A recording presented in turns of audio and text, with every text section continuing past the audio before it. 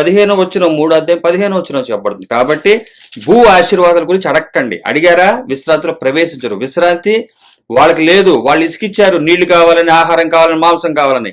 ఎవరు? ఇశ్రాయేలు ప్రజలు. వారికి మనకులాగే మోషే ద్వారా సువార్త ప్రకటించబడింది. ఇప్పుడు కూడా యేసుక్రీస్తు ద్వారా మనకు సువార్త ప్రకటించబడింది. వారు మోషే ద్వారా ప్రకటించబడ్డ వాక్యాన్ని వినకపోతే అరణ్యంలో రాలిపోయారు. మీరు కూడా ఇప్పుడు మాట్లాడుతున్నటువంటి యేసుక్రీస్తు వారి మాట వినకపోతే ఈ జీవితంలో రాలిపోతారంటే చచ్చిపోతారని కాదు, నిత్య మరణంలోనికి వెళ్ళిపోతారు, ఆత్మ నరకంలోకి పోతుంది అనేది ఖచ్చితంగా చెప్పాడు. అక్కడ రాస్తున్నాడు.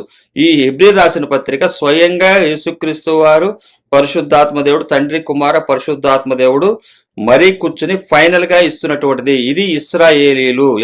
ఏ ఇశ్రాయేలీలు? యేసుక్రీస్తు వారిని క్రొత్త సృష్టిలో పొందడానికి వచ్చినటువంటి విశ్వసిస్తున్నటువంటి ఇశ్రాయేలుకు రాయబడుతుంది. ఈ ఇశ్రాయేల్ ఎవరు? అబ్రాహం గారికి ఉన్నటువంటి విశ్వాసాన్ని కలిగిన వారు. ఈ ఉపోద్ఘాతాన్ని దేవుడు తనకు అనుగ్రహించి మనతో మాట్లాడినందుకు సర్వగంత మహిమ యేసయ్యకే చెందునుగాక.